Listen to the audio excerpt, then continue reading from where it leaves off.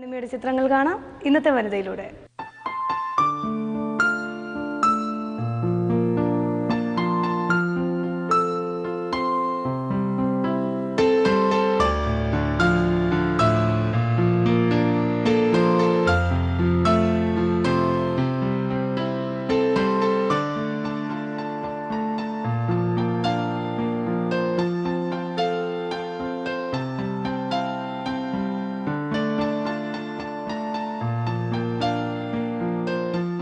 Hello Arunima.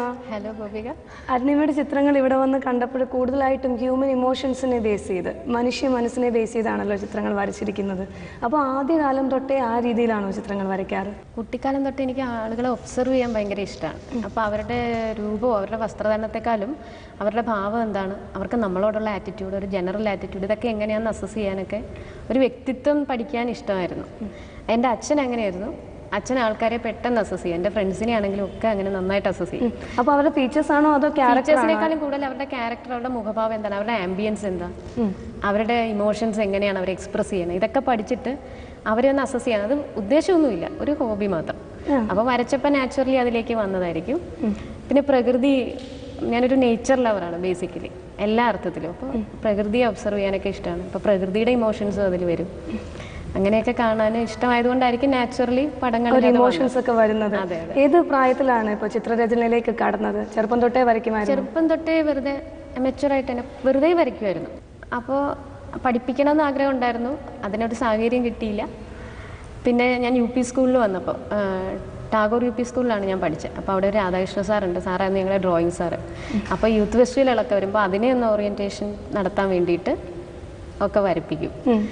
അപ്പോൾ അതാണ് എനിക്ക് അങ്ങനെ കിട്ടിയിരിക്കുന്നത്. അന്നൊന്നും ഞാൻ അത്ര സീരിയസ് ആയിട്ട് എടുത്തിട്ടില്ല. അപ്പോൾ അന്നൊക്കെ കോമ്പറ്റീഷൻസിന് പോകുമ്പോൾ എനിക്ക് പെട്ടെന്ന് വരച്ച് തീർക്കണം, ഭയങ്കര ധൃതിയാണ്. അപ്പോൾ അച്ഛനിങ്ങനെ പുറത്തുനിന്ന് നോക്കും. അപ്പോൾ ഞാനിങ്ങനെ വരച്ചുകൊണ്ടിരിക്കുമ്പോൾ അച്ഛനറിയാം ഇത് വരച്ച് കഴിഞ്ഞു. ബാക്കി സമയം എനിക്ക് കിട്ടിക്കഴിഞ്ഞാൽ ഞാൻ അതിലേക്ക് ആവശ്യമില്ലാണ്ട് കളറൊക്കെ കോരി ഒഴിച്ചിട്ട് വൃത്തികേടാക്കും. അപ്പോൾ അച്ഛൻ ആ സമയത്തും പറയും മതി, ഇനി ഇറങ്ങിക്കോളാം. പിന്നെ അത് കുറേ കാലം അങ്ങനെ സബ്സൈഡ് ചെയ്ത് കിടന്നു, പഠിത്തവും അങ്ങനെയൊക്കെയായി. അപ്പോൾ അത് കഴിഞ്ഞ് കോളേജിലും ഒക്കെ ഇതിന് വേണ്ടിയിട്ട് മാത്രം ചെയ്യും, അല്ലാണ്ട് ഒരു പാഷൻ എന്ന നിലയിൽ വീട്ടിൽ വെറുതെ ഇരിക്കുമ്പോൾ ചെയ്യുന്നൊരു പരിപാടി ഇല്ലായിരുന്നു. അന്ന് വേറെ എന്തെങ്കിലും ഹോബീസൊക്കെ ആയിരുന്നു ചെയ്തുകൊണ്ടിരുന്നത്. അപ്പോൾ പിന്നീട് എപ്പോഴാണ് ഒരു ഗ്യാപ്പിന് ശേഷം വീണ്ടും ചിത്രരചനയിലേക്ക് ഇറങ്ങിയത്? എപ്പോഴാണ്? പിന്നീട് എനിക്കൊരു ജോലിയൊക്കെ ആയി കഴിഞ്ഞപ്പോൾ ഒരു കംഫർട്ട് സോണിലെത്തി. അപ്പോൾ തോന്നി, പെട്ടെന്ന് എന്തോ തോന്നി, ഒരു സെൽഫ് മോട്ടിവേഷൻ ആയിരിക്കും. അപ്പോൾ ചുമ്മാ അങ്ങ് വരച്ച് തുടങ്ങിയപ്പോൾ അത് ഇമ്പ്രസീവായിട്ട് തോന്നി. അപ്പോൾ ഹസ്ബൻഡ് നന്നായിട്ട് സപ്പോർട്ട് ചെയ്യും. എൻ്റെ മദറിൻലോ, അവരുടെ സപ്പോർട്ടില്ലാതെ എനിക്ക് ആഫ്റ്റർ മാരേജ് ഇത് വളരെ ഡിഫിക്കൽട്ടായിരിക്കും. അപ്പോൾ അതിന് ഒത്തിരി ഹെൽപ്പ് ചെയ്തവർ. അപ്പോൾ അത് കാരണം അത് വരയ്ക്കുകയും പിന്നെ ഫ്രണ്ട്സൊക്കെ കാണുമ്പോൾ അതിനെ ഒന്ന് മോട്ടിവേറ്റ് ചെയ്യും. ചിലപ്പോൾ ഫേസ്ബുക്കിലൊക്കെ ഒന്ന് പോസ്റ്റ് ചെയ്യും. അപ്പോൾ ഈ സോഷ്യൽ നെറ്റ്വർക്ക് സൈറ്റുകളൊക്കെ വന്നപ്പോൾ അതിന് കുറേ കൂടെ ഒരു സ്വീകാര്യത വന്നു.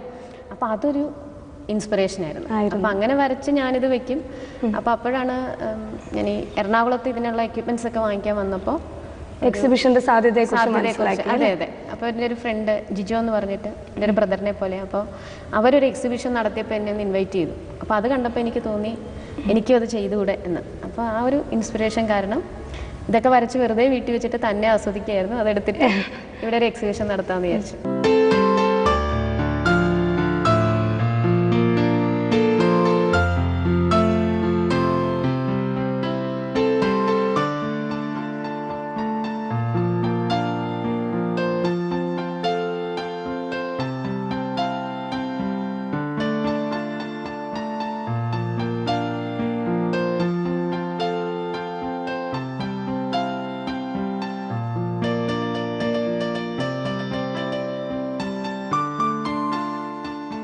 അരുണിമ, ഇപ്പോൾ ദർബാർ ഹാളിൽ അരുണിമയുടെ ആദ്യത്തെ എക്സിബിഷൻ ആയിരുന്നു. അപ്പോൾ വരുന്നവരുടെ ആ ഒരു റെസ്പോൺസ് എങ്ങനെയുണ്ട്? കാണുന്നവർ എന്താണ് അഭിപ്രായമായിട്ട് പറയുന്നത്? കാണുന്നവർക്ക് ഇഷ്ടപ്പെടുന്നുണ്ട്. കുറച്ച് വലിയ ആർട്ടിസ്റ്റുകൾ വരാറുണ്ട്. അപ്പോൾ അവർ പറയും കുറേ കൂടെ ഡെപ്തിൽ ചെയ്യണം. ഇത് കുറച്ച് സൂപ്പർഫിഷ്യലായ ഐഡിയാസാണ്. ഞാൻ അമച്വർ ആയതുകൊണ്ട് തന്നെ ഒരുപാട് വലിയ ഡെപ്തിലുള്ള ഐഡിയാസ് വളരെ കണ്ടംപററി ആയിട്ട് ചെയ്ത് തുടങ്ങിയിട്ടില്ല. കുറേയൊക്കെ അത് കൺവെൻഷനലാണ്. അപ്പോൾ അതൊന്നും മോഡിഫൈ ചെയ്യണം എന്ന് അവർ സജഷൻ പറയും. പിന്നെ എൻ്റെ ഫ്രണ്ട്സൊക്കെ വരുമ്പോൾ അവർക്ക് ഇഷ്ടമാവും. അവരുടെ ഒരു ലെവലിൽ നിന്നിട്ട് അവർക്കത് ആസ്വദിക്കാൻ പറ്റും. അപ്പം എസ്പെഷ്യലി ചാർക്കോൾ പെയിൻറ്റിങ്സ് അവർക്ക് ഇഷ്ടമായി. ചാർക്കോളിൽ ചെയ്യുന്ന വർക്കുകൾക്ക് നല്ല എഫക്റ്റ് ഉണ്ടെന്ന് ഈവൻ പ്രൊഫഷണൽസ് വന്ന് പറഞ്ഞു കഴിഞ്ഞ ദിവസം. ഈ ചാർക്കോൾ പെയിന്റിംഗ് എന്ന് പറഞ്ഞപ്പോഴാണ് കൂടുതലായിട്ടും ബ്ലാക്ക് ആൻഡ് വൈറ്റ് ആ ഒരു ഇമേജ് സ്റ്റൈലാണല്ലോ ചാർക്കോൾ പെയിന്റിംഗിൽ ത്രൂ ഔട്ട് യൂസ് ചെയ്യുന്നത്. അതാണോ ഇപ്പോൾ അരുണിമയ്ക്ക് ഏറ്റവും ഇഷ്ടപ്പെട്ട ഒരു മീഡിയം ആയിട്ട് നിൽക്കുന്നത്? ഇഷ്ടമെന്നൊന്നുമില്ല, മറ്റുള്ളവർക്ക് അത് ഇഷ്ടപ്പെടുന്നുണ്ട്. പിന്നെ അത് കുറേ കൂടെ നമുക്ക് ഈസി ആയിട്ട് ഹാൻഡിൽ ചെയ്യാം. പിന്നെ ബ്ലാക്ക് ആൻഡ് വൈറ്റ് എന്ന് പറയുമ്പോൾ ബ്ലാക്ക് ആൻഡ് വൈറ്റ് സിനിമകൾ നമുക്ക് പണ്ട് തൊട്ടേ ഇഷ്ടം. അപ്പോൾ അതിനൊരു ക്ലാസിക് നേച്ചറുണ്ട് എപ്പോഴും. കളറുകളില്ലാതെ തന്നെ ഒരു ബ്ലാക്ക് ആൻഡ് വൈറ്റിൽ നമുക്കൊരു ഇമോഷൻ എക്സ്പ്രസ് ചെയ്താൽ അതിനെപ്പോഴും അതിനൊരു സ്റ്റാൻഡേർഡ് ഉണ്ടാവും.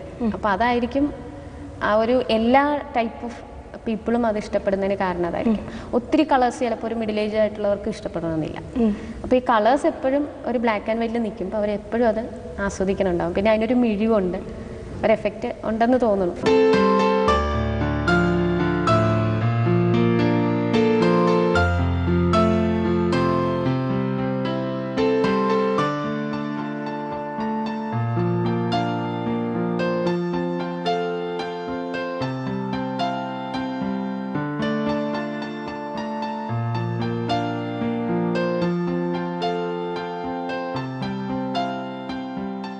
സാധാരണ എങ്ങനെയാണ് ഒരു ചിത്രം മനസ്സിൽ പതിഞ്ഞിട്ട് അത് പെയിന്റ് ചെയ്യാറാണോ, അതോ ഇരിക്കുമ്പോൾ ക്യാൻവാസിലേക്ക് ഏതെങ്കിലും ഒരു ചിത്രം ചെയ്ത് തീരാറാണോ പതിവ്? എങ്ങനെയാണ്? പലതും പല രീതിയിലാണ്. ചിലപ്പോൾ എനിക്ക് തോന്നും ഇന്നൊരു തീമിൽ ചെയ്താൽ എന്താ എന്ന് തോന്നും. ചിലപ്പോൾ നമുക്കൊരു ഫ്ലാഷ് പോലെ ഒരു ഇമേജ് നമ്മുടെ മനസ്സിലേക്ക് വരും. അപ്പോഴും ചിലപ്പോൾ സമയം കിട്ടില്ല. അപ്പോൾ ഞാൻ ഓൾറെഡി ജോലി ചെയ്യുന്ന കാരണം അപ്പോൾ എഞ്ചിനീയറിംഗ് കോളേജിൽ ഫിസിക്സ് ലെക്ചറായിട്ട് വർക്ക് ചെയ്യാം. അപ്പോൾ എനിക്ക് ആ സമയപരിമിതിയുണ്ട്. അപ്പോൾ ഇതെൻ്റെ മനസ്സിലിരിക്കും. എപ്പോഴെങ്കിലും എനിക്ക് ആ സൗകര്യം കിട്ടുന്ന സമയത്ത് ഞാനതങ്ങ് പകർത്തും. അപ്പോൾ അത് ചിലപ്പോൾ ഇങ്ങനെ അവിചാരിതമായിട്ട് വരും. ചിലപ്പോൾ പ്ലാൻഡായിട്ട് ഞാൻ ഇന്നത് വരയ്ക്കണമെന്ന് ഡെലിവറിയിൽ വിചാരിച്ചിട്ട് വരയ്ക്കും. അത് പല രീതിയിലാണ്. പിന്നെ നമ്മുടെ ഒരു പേഴ്സണലായ ഇൻട്രസ്റ്റ് ഒക്കെ അതിലേക്ക് വരാറുണ്ട്. അപ്പോൾ എനിക്ക് ചെറുതിലെ തൊട്ടിങ്ങനെ മഴയൊക്കെ വരുമ്പോൾ ഞാൻ പുറത്തിറങ്ങി നിന്ന് എപ്പോഴും മഴ നനയും. പനി പിടിക്കുന്ന ശീലമുണ്ട്, എന്നാലും മഴ നനയും. ഒരു പ്രകൃതി സ്നേഹിയാണല്ലേ അങ്ങനെ. അപ്പോൾ മഴ നനയുന്ന ഒരു കുട്ടിയൊക്കെ വരച്ചത് അങ്ങനെയാണ്. ചാർക്കോളിൽ ഒരു ഫ്രീഡം ഓഫ് ജോയ്. അപ്പോൾ എനിക്ക് എപ്പോഴും ഇങ്ങനെ ഒരു സ്വാതന്ത്ര്യം അനുഭവിക്കണമെന്നുള്ള ഒരു ചിന്താഗതിയുണ്ട്, മനസ്സിലുണ്ട്. അപ്പോൾ ആരും അത് റെസ്ട്രിക്റ്റ് ചെയ്യുന്നില്ല, എന്നാൽ പോലും അങ്ങനെ ജീവിക്കാനാണ് ഇഷ്ടം. എപ്പോഴും ഒരു ഫ്രീഡം ഓഫ് തിങ്കിങ് ഉള്ളതാണ് ഇഷ്ടം. അപ്പോൾ അതൊക്കെ എല്ലാ ഇമേജസിലും വന്നേക്കാം. ഇപ്പോൾ ചാർക്കോൾ പെയിൻറ്റിങ്ങിൻ്റെ കാര്യം പ്രത്യേകമായിട്ട് എടുത്തു പറഞ്ഞു. അതുകൂടാതെ സാധാരണയായിട്ട് ചെയ്ത് വരാറുള്ള മീഡിയംസ് ഏതൊക്കെയാണ്? ഓയിൽ ചെയ്യാറുണ്ട്. ചെറുപ്പത്തിൽ ഞാൻ ചെയ്തുകൊണ്ടിരുന്നത് വാട്ടർ കളറാണ്. വാട്ടർ കളർ സീരിയസ് ആയിട്ട് എടുക്കാത്ത സമയത്ത് കുറച്ച് ചീപ്പ് മീഡിയമാണ് ചെയ്ത് പഠിച്ചതൊക്കെ വാട്ടർ കളറാണ്. പിന്നെ ആദ്യമൊക്കെ ക്രയോൺസ് ഒക്കെ ഉപയോഗിച്ചിട്ടുണ്ട്, പെൻസിൽ ഉപയോഗിക്കുമായിരുന്നു. അപ്പോൾ പെൻസിൽ ഡ്രോയിങ് അത്ര എനിക്ക് വശമില്ല, അതെനിക്ക് ഹാൻഡിൽ ചെയ്യാൻ ശ്രമിച്ചിട്ടില്ല. വാട്ടർ കളർ ചെയ്തു. അത് കഴിഞ്ഞപ്പോൾ ഓയിൽ ചെയ്തു തുടങ്ങി. അപ്പോൾ ഓയിൽ ചെയ്യുമ്പോൾ കുറച്ചുകൂടെ കൺവീനിയൻ്റ് ആണ്. നമുക്ക് ആവശ്യത്തിനുള്ളൊരു സാവകാശം, എന്തെങ്കിലും നമുക്ക് തിരുത്തലുകൾ വരയ്ക്കാനുള്ളൊരു ചാൻസ് ആണല്ലേ, അതൊക്കെ ഓയിൽ വരും എന്ന് പറഞ്ഞാൽ നേരം കൂടുതലെടുക്കും. അപ്പോൾ അത് പെർഫെക്ഷന് കൂടുതൽ ചാൻസ് ഉണ്ട്, കൂടുതൽ സമയം പക്ഷേ നമ്മളതിൽ സ്പെൻഡ് ചെയ്യേണ്ടി വരും. പിന്നീടാണ് അക്രിലിക്കിലേക്ക് വന്നത്.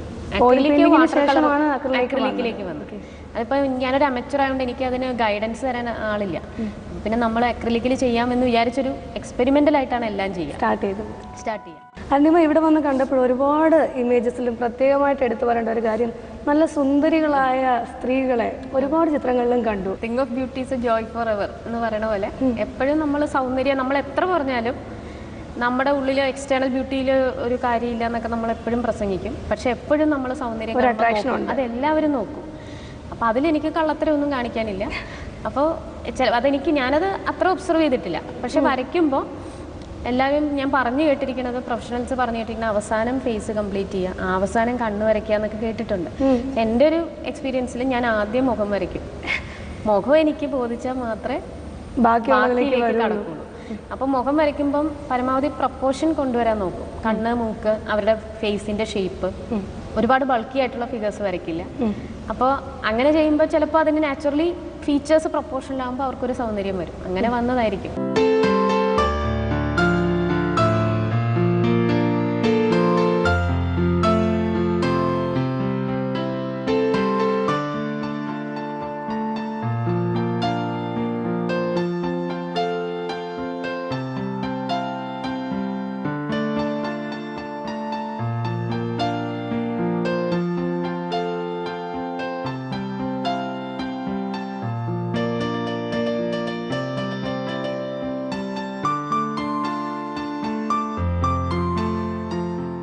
അതുപോലെ തന്നെ വിരഹവും ഒറ്റപ്പെടലും എല്ലാം തീമായി മാറാറുണ്ട് അല്ലേ? ഒരു ചെറിയൊരു കുട്ടിയുടെ ഒരു ഇമേജും വളരെ ശ്രദ്ധിക്കപ്പെട്ട രീതിയിൽ ഇവിടെ വരച്ചു ഗ്രാൻഡ്പ എന്ന് പറഞ്ഞിട്ട് മുത്തശ്ശനെ കാണാനായിട്ട് വളരെ ആങ്സൈറ്റിയോടെ നിൽക്കുന്ന ഒരു ചാരികസേരയിൽ പിടിച്ച് നിൽക്കുന്ന കുട്ടി.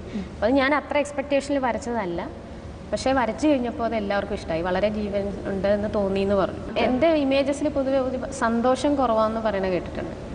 കുറേയൊക്കെ ഞാനെപ്പോഴും സന്തോഷത്തോടെ ഇരിക്കുന്നത്, ഞാനപ്പോൾ അങ്ങനെ ടെൻഷൻസ് കൊണ്ട് നടക്കുമോ അങ്ങനെയൊന്നും ചെയ്യില്ല. ആ മൊമെന്റിൽ ജീവിക്കാൻ ഇഷ്ടമുള്ള ആളാണ് ഞാൻ.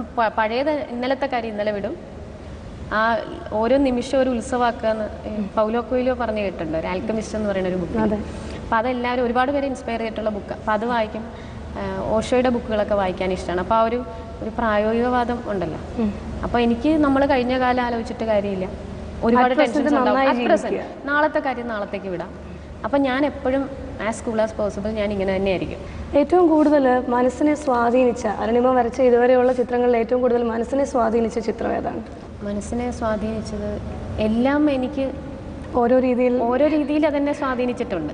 എനിക്ക് ഇഷ്ടമല്ലാതെ ഞാൻ വരച്ചിട്ടില്ല. കാരണം ഇത് ആരും കമ്പൽ ചെയ്ത് ചെയ്യിക്കണമല്ലോ, ഇത് എൻ്റെ ഇഷ്ടത്തിന് എനിക്ക് തോന്നുമ്പോൾ വരയ്ക്കണമല്ലേ. അപ്പോൾ ഓരോന്നിനോടും എനിക്ക് അതിൻ്റെ ഒരു ഇഷ്ടമുണ്ട്. പിന്നെ വരച്ചു കഴിഞ്ഞ് മറ്റുള്ളവരുടെ ഒരു ഒപ്പീനിയൻ ബേസിലാണ് അതിന് വേറൊരു ഡയമെൻഷൻ വരുന്നത്. അപ്പോൾ ഇപ്പോൾ ഈ ഫ്രീഡം ഓഫ് ജോയ് എന്ന് പറയുന്ന ആ ഒരു വർക്ക് ചാർക്കോളിൽ അത് എല്ലാവർക്കും ഇഷ്ടമായി. അതുപോലെ ഒരു മുത്തശ്ശിയുടെ ഒരു ഫേസും ഉണ്ട് അല്ലേ, ഒരുപാട് മുഖത്ത് ഒരുപാട് ചുളിവുകളുമായിട്ടൊരു മുത്തശ്ശി. അതെ, തോട്ട് ഓഫ് ദ നോട്ട് എന്നാണ് ഞാനതിന് പേരിട്ടത്. ചിലപ്പോഴൊക്കെ പേരിടാനൊക്കെ എൻ്റെ അച്ഛൻ ഹെൽപ്പ് ചെയ്യാറുണ്ട്. അച്ഛനും ഞാനും വളരെ സിങ്ക്രണൈസ്ഡ് ആയിട്ട് ചിന്തിക്കുന്ന ആൾക്കാരാണ്. അപ്പോൾ മിക്കവാറും ആലോചിക്കുന്ന ഒരു കൺസെപ്റ്റ് ഒന്ന് തന്നെയായിരിക്കും. ഞാൻ പണ്ട് തൊട്ടേ ഉള്ളതാണ്. തോട്ട് ഓഫ് ദ നോട്ടിലെ ഒരു മുത്തശ്ശി ഇങ്ങനെ ചിന്തിച്ചിരിക്കുന്നതാണ്. ചിലപ്പോൾ തോട്ട് ഓഫ് ദ നോട്ടെന്ന് പറഞ്ഞ ഒരു ബന്ധനമാണ്. ചിലപ്പോൾ അവരവരുടെ വിവാഹ ജീവിതത്തെക്കുറിച്ച് ആലോചിച്ചിട്ടുണ്ടാവാം അപ്രായത്തിൽ. പിന്നെ അല്ലെങ്കിൽ അവർക്ക് മരണത്തോടുള്ള ബന്ധനം, അല്ലെങ്കിൽ നിലവിൽ അവരുടെ ജീവിതത്തോടുള്ള ബന്ധനം എന്തോ ആവും. അത് കാഴ്ചക്കാരുടെ ഇൻ്റർപ്രിട്ടേഷൻ.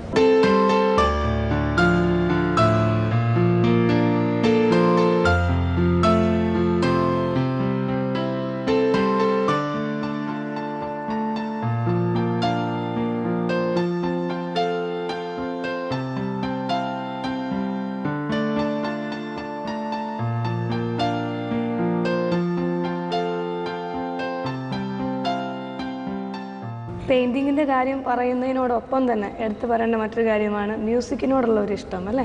അതും ചെറുപ്പം തൊട്ടേ തുടങ്ങിയതാണ്? ചെറുപ്പം തൊട്ടേ എനിക്കത് ഇൻട്രസ്റ്റ് ഉണ്ടായിരുന്നു എന്ന് ചോദിച്ചാൽ എനിക്കറിയില്ല. എനിക്കൊരു 3 വയസ്സൊക്കെ ഉള്ളപ്പോൾ അച്ഛൻ പാട്ട് പഠിപ്പിക്കാനായിട്ട് കൊണ്ടുപോകും. അതെനിക്ക് ഇഷ്ടമില്ലായിരുന്നു എന്ന് തോന്നുന്നു അക്കാലത്ത്. അപ്പോൾ ആ മ്യൂസിക് പഠിപ്പിക്കാൻ അടുത്തുള്ളൊരു മാഷിൻ്റെ അടുത്താണ് പോകുന്നത്. അപ്പോൾ അച്ഛൻ തോളത്ത് വെച്ച് കൊണ്ടുപോയാലേ ഞാൻ പോവുള്ളൂ. 2 സൈഡിലും കാലൊക്കെ ഇട്ടിട്ട് തോളത്ത് വെച്ച് കൊണ്ടുപോകും, എന്നാൽ മാത്രമേ പഠിക്കാൻ പോവുള്ളൂ. അപ്പോൾ അങ്ങനെ നിർബന്ധിച്ചാണ് അന്ന് പഠിപ്പിച്ചിരിക്കുന്നത്. കുറച്ചുകൂടെ പ്രായമായപ്പോൾ എനിക്കത് ഇഷ്ടമായി തുടങ്ങി. വയലിൻ പഠിപ്പിക്കണമെന്നായിരുന്നു ആഗ്രഹം. ഇല്ല, വയലിൻ പഠിപ്പിക്കാനായിട്ട് കൊണ്ടുപോയപ്പോൾ എൻ്റെ വലിപ്പത്തിന് പറ്റിയൊരു വയലിൻ അവിടെ ഇല്ലായിരുന്നു. അപ്പോൾ പറഞ്ഞു കുറച്ചു കാലം പാട്ട് പഠിക്കാം, എന്നിട്ട് വയലിൻ പഠിക്കാമെന്ന് പറഞ്ഞു. പക്ഷെ പിന്നെ അതങ്ങ് മിസ്സായി. അച്ഛൻ കുറച്ചൊക്കെ വയലിൻ വായിക്കും. അപ്പോൾ ഈ കലാപരമായിട്ട് എന്തെങ്കിലും ഒക്കെ ആയിട്ടുണ്ടെങ്കിൽ അച്ഛനാണ് അതിൻ്റെ ഇൻസ്പിറേഷൻ. അമ്മ കൂടെ നടക്കും. അമ്മയ്ക്ക് അതിലൊരു ഒത്തിരി സെൻസിബിൾ ആണെന്ന് പറയാൻ പറ്റില്ല, പക്ഷെ അമ്മയുടെ ഒരു മോറൽ സപ്പോർട്ട് ഭയങ്കരമായിട്ടുണ്ട്. അപ്പോൾ പാട്ടങ്ങനെ പഠിപ്പിച്ചു. അപ്പോൾ പാട്ടാണ് ഞാൻ സൈഡായിട്ട് പഠിത്തത്തോടൊപ്പം പഠിച്ചിരുന്നത്. ഒരു ഒതൻറ്റിക്കലി നമ്മൾ പഠിച്ചു എന്ന് പറയുന്നത് പാട്ടാണ്. ഇപ്പോഴും പാട്ടിനോടുള്ള ഇഷ്ടം വിട്ടിട്ടില്ല. അപ്പം ചിലപ്പോഴൊക്കെ കച്ചേരി നടത്താനൊക്കെ പറ്റുമ്പോൾ കച്ചേരി നടത്താറുണ്ട്. എൻ്റെ 10th വെച്ചായിരുന്നു എൻ്റെ അരങ്ങേറ്റം. അപ്പോൾ ഒരുപാട് അതിലേക്ക് ഒരു പ്രൊഫഷൻ അതല്ലാത്തതുകൊണ്ട് ഒരുപാട് അതിലേക്ക് എക്സ്പോസ്ഡ് അല്ല. എന്നാലും അതിൻ്റെ ഒരു കർണാടിക് മ്യൂസിക്കാണ് പഠിച്ചിരിക്കുന്നത്. പിന്നെ സിനിമാ പാട്ടുകളോ അതൊക്കെ എന്തെങ്കിലും കാഷ്വലായിട്ട് പാടും. നീലക്കുറിഞ്ഞികൾ പൂക്കുന്ന വീതിയിൽ നിന്നെ പ്രതീക്ഷിച്ചു നിന്നു ഒരു കൃഷ്ണ തുളസി കതിരുമായി നിന്നെ ഞാനെന്നും പ്രതീക്ഷിച്ചു നിന്നു. നീതു കാണാതെ പോകയോ, നീത് ചൂടാതെ പോകയോ,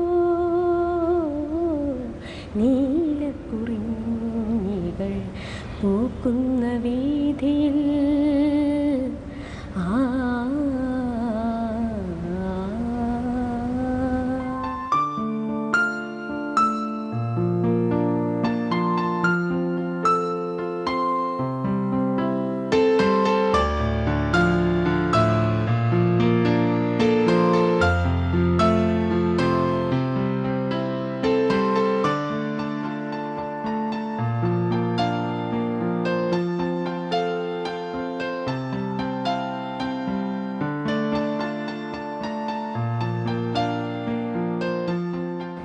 എഴുത്തിലൊക്കെ എന്താണ് പ്രധാനമായിട്ടും തീമായിട്ട് വരുന്നത്? പ്രകൃതിയോടുള്ള ഒരു ഇഷ്ടം പറഞ്ഞു, പ്രകൃതിയോടുള്ള ഇഷ്ടം വരാറുണ്ട്.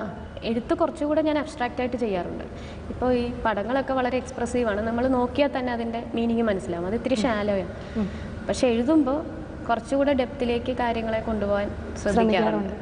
അത് പ്രകൃതിയാകാം, മനുഷ്യനാകാം, മരണമാകാം, ജീവിതമാകാം, അങ്ങനെ ഒരുപാട് കാര്യങ്ങൾ. ചിലപ്പോൾ നമ്മൾ ഡേ ടു ഡേ ലൈഫിൽ കാണുന്ന എന്തെങ്കിലും ഒരു ഇൻസിഡൻറ്റ് അത് കുറച്ച് ഒന്ന് എക്സാഗ്രേറ്റ് ചെയ്ത്, എല്ലാ കലയിൽ എപ്പോഴും ഒരു എക്സാഗ്രേഷൻ ഉണ്ട്, അത് നാച്ചുറലി അല്ല നമ്മളെപ്പോഴും കാണിക്കുക. അപ്പോൾ കണ്ടൊരു ഇൻസിഡൻറ്റിനെ നമ്മൾ കുറച്ചുകൂടെ നിറം കലർത്തി പറയുന്നൊരു രീതിയോ ഒക്കെ ചെയ്യാറുണ്ട്. അത് കുറച്ച് വർക്കുകളുണ്ട്, അതെല്ലാം കൂടെ ഒരു പുസ്തകമാക്കണമെന്നൊക്കെ ആഗ്രഹമുണ്ട്. അതിനായിട്ടുള്ള ശ്രമം തുടങ്ങിയോ ഇപ്പോഴും? വേണം, അതിനൊക്കെ ഓരോ മൂഡില്ല, സമയമുണ്ട്, എല്ലാത്തിനും ഓരോ സമയം. ഇപ്പൊ എനിക്ക് തോന്നുന്നു പെയിന്റിങ്ങിലാണ് കുറച്ചുകൂടെ ഫോക്കസ് ചെയ്ത് നിൽക്കുന്നത്. ഇപ്പൊ ഫിസിക്സ് അധ്യാപികയാണല്ലോ KVM കോളേജിൽ. എന്തായിരുന്നു ഗ്രാജുവേഷനും ഇതൊക്കെ എവിടെയായിരുന്നു? ഗ്രാജുവേഷൻ ചെയ്തത് സെന്റ് മൈക്കിൾസ് കോളേജിലാണ്. അത് പ്രീ ഡിഗ്രി ഞാൻ ലാസ്റ്റ് ബാച്ച് ആയിരുന്നു. അപ്പോൾ പ്രീ ഡിഗ്രി തൊട്ട് 5 കൊല്ലം അവിടെ ഉണ്ടായിരുന്നു. അപ്പോൾ അവിടുത്തെ ടീച്ചേഴ്സും ഒക്കെ നല്ല സപ്പോർട്ടാണ്. സ്കൂളിൽ നന്നായിട്ട്, UP സ്കൂളിലാണെങ്കിലും ഹൈസ്കൂളിലാണെങ്കിലും ഒക്കെ നന്നായിട്ട് സപ്പോർട്ട് ചെയ്യായിരുന്നു. ഹൈസ്കൂളിൽ എൻ്റെ ഒരു ലളിതകുമാരി ടീച്ചറുണ്ട്, ടീച്ചറിന് ഒരു ബെസ്റ്റ് ടീച്ചർ അവാർഡൊക്കെ കിട്ടിയിട്ടുണ്ട്. അപ്പോൾ ഓരോരുത്തരും നമ്മളെ പല രീതിയിൽ ഇൻഫ്ലുവൻസ് ചെയ്യും. ഫ്രണ്ട്സ് ആണെങ്കിലും ഇപ്പോൾ ഈ സോഷ്യൽ നെറ്റ്വർക്ക് സൈറ്റിലൊക്കെ ആണെങ്കിലും ഫേസ്ബുക്കിലൊക്കെ ആണെങ്കിലും അവർ തന്നെ പിക്ചേഴ്സൊക്കെ പോസ്റ്റ് ചെയ്യുമ്പോൾ അതൊരു ആൽബം ആക്കിയിട്ട് അവർ പ്രൊമോട്ട് ചെയ്യും. അപ്പോൾ വളരെ സെൽഫ്ലെസ് ആയിട്ട് ചെയ്യുമ്പോൾ നമുക്ക് സന്തോഷം തോന്നും. അപ്പോൾ അവരൊക്കെയാണ് നമ്മുടെ ഇൻസ്പിറേഷൻ. സ്റ്റുഡൻസിൻ്റെ ഒരു സപ്പോർട്ട് എങ്ങനെയുണ്ട്? സ്റ്റുഡൻസ്, ഈ ഞാൻ KVM കോളേജിൽ ആനുവൽ ഡേ നടന്നപ്പോൾ എൻ്റെ ഈ പെയിൻറ്റിങ്സൊക്കെ ഞാനൊന്ന് വളരെ അൺഒഫീഷ്യലി ഒന്ന് എക്സിബിറ്റ് ചെയ്തായിരുന്നു. അപ്പോൾ അന്ന് കിട്ടിയൊരു റെസ്പോൺസാണ് ശരിക്കും അന്ന് അതൊന്ന് പുറത്ത് കുറച്ചുകൂടി ഒരു ഹയർ ലെവലിൽ നടത്താമെന്ന് തോന്നാൻ കാരണം. കുട്ടികളൊക്കെ നല്ല വാല്യുബിളായിട്ട് അത് കമൻസൊക്കെ പറയും. അവർക്ക് ഉള്ളതാണ് നമ്മളെല്ലാം ഒരു യൂത്ത്ഫുള്ളായിട്ട് എപ്പോഴും നിൽക്കാൻ സഹായിക്കും കുട്ടികളെ പഠിപ്പിക്കുന്ന കാരണം. ഇനി എന്താണ് ഇപ്പോൾ വരയ്ക്കാനായി പ്രത്യേകമായി മനസ്സിലുള്ള ഒരു തീം അങ്ങനെ എന്തെങ്കിലും ഉണ്ടോ? മനസ്സിൽ തീമെന്ന് പറഞ്ഞാൽ പ്രകൃതി ദൃശ്യങ്ങൾ കുറച്ചുകൂടെ വരയ്ക്കണമെന്നുണ്ട്, ആഗ്രഹമുണ്ട്. പിന്നെ മനുഷ്യരെപ്പോഴും നമ്മുടെ ഒരു വീക്ക്നെസ് ആണ്, അതെപ്പോഴും വരും. അപ്പം ഞാൻ ഡെലിബറേറ്റ്ലി ചിന്തിക്കുന്നത് പ്രകൃതി, ആ ഒരു മനുഷ്യരിലൊരു നേച്ചറിനോടുള്ള സ്നേഹം വളർത്തുന്ന രീതിയിൽ, ആ ഒരു മീനിങ് കൊണ്ടുവരുന്ന രീതിയിൽ കുറച്ചുകൂടെ ചിത്രങ്ങൾ വരയ്ക്കണം. സംതിങ് ഫോർ ദ സൊസൈറ്റി, നമുക്ക് എന്തെങ്കിലും ചെയ്യണ്ടേ? അപ്പോൾ നമ്മുടെ പടങ്ങൾ കാണുമ്പോഴെങ്കിലും അവർ പ്രകൃതിയെ കൂടുതൽ സ്നേഹിച്ച് തുടങ്ങണം എന്ന് എനിക്ക് തോന്നാറുണ്ട്. അപ്പോൾ അതെൻ്റെ ഒരു ആഗ്രഹമാണ്. അപ്പോൾ ആഗ്രഹിക്കുന്നത് പോലെ, മനസ്സിലുള്ളത് പോലെ തന്നെ പ്രകൃതിയോടും അതുപോലെ മനുഷ്യ സ്നേഹവും ഒക്കെ ഒരുപാട് ചിത്രങ്ങളോട് പ്രകടിപ്പിക്കാൻ കഴിയട്ടെ എന്ന് ഞാൻ ആശംസിക്കുകയാണ്. ഞാനീ ജാലകവാതിലിൽ ചെറുമുളം തണ്ടിൽ ഞൊറിഞ്ഞിട്ടതാണ് ഈ നീലത്തുകിൽ ശാരദേന്ദു കലയെ പാവാട ചാർത്തിക്കുവാൻ.